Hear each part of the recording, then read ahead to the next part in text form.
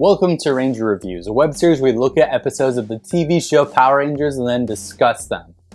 Today we're exploring the 109th episode of Mighty Morphin Power Rangers, as well as the 49th episode of Season 2 titled Storybook Rangers, Part 2. We begin this episode at the command center where Billy, Adam, and Aisha are watching Tommy, Rocky, and Kimberly get manhandled while being trapped in a storybook. They decide to find the book and find a way to get into it. Zordon says he's just located the book and it's at the book fair. Thanks a lot, Zordon. Meanwhile, at the book fair, Aisha, Adam, and Billy are looking, and Adam makes a good point.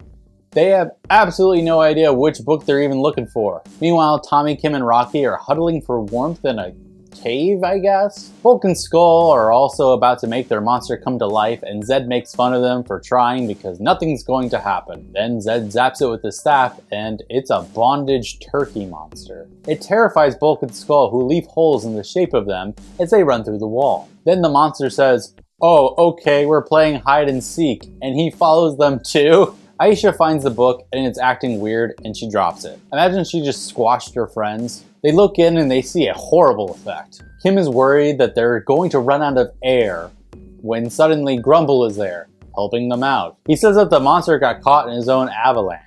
They thank him and he says he's only helping them because he needs to finish the story. Tommy suggests that they go back to the beginning of the story to convince the magician to just lift the spell. They'll send back the toys after they're out so that the orphanage still gets its toys. They come to a fork in the road, but the sign is down and Grumble has no idea where they come from. But after what feels like 10 minutes, he decides on a path and they follow. At the command center, Billy is scanning the book when the alarms start to go off. They see that Bulk and Skull are being terrorized by this new monster, the turkey jerk. Also, apparently Rita and Zed have given him weapons now. Zordon explains that Bulk and Skull made the monster and they need to handle this.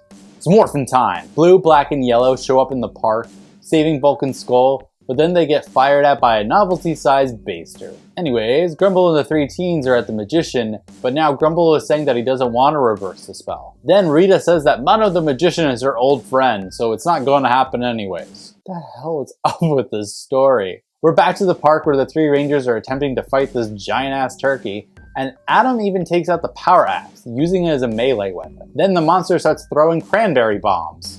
Okay, not gonna lie, that's kind of amazing. Bulk and Skull are also up the tree, realizing that if the Rangers lose, it's going to be all their fault. Meanwhile, Mondo isn't answering the door when suddenly an earthquake starts to happen. Anyways, the three are still sucking against Turkey Jerk and Aisha suggests the power cannon. They call it out, firing at him, just instantly killing him. That was underwhelming. Bulk and Skull then fall out of the tree and the three Rangers teleport out. Mondo's voice starts coming out from the other side of the door and he says that he can't reverse the spell because that's not how the story goes. Wow, what a waste of time, guys.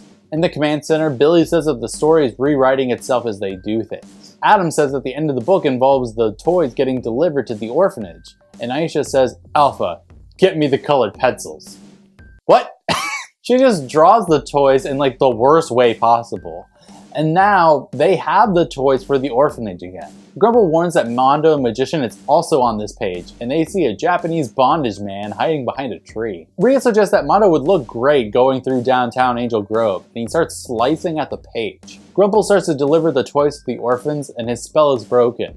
But he's still a dick by saying, "Now you have the moral of the story, get out of my book." I kinda love him.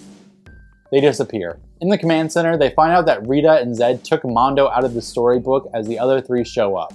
It's morphin' time. They immediately call out their Thunder Zords, forming the Thunder Megazord and the White Tiger Zord in Warrior mode. Now it's time for the two giant robots to fight against a metal Japanese dude who is allegedly a magician. Can we just recognize that this is just a random storybook character that the Rangers are going to murder? Speaking of which, they use a Thunder Saber and they kill him in a way that shows that he didn't really die at all. At the book fair, the teens are packing up the books and Ms. Appleby comes up talking about what a success this book fair was.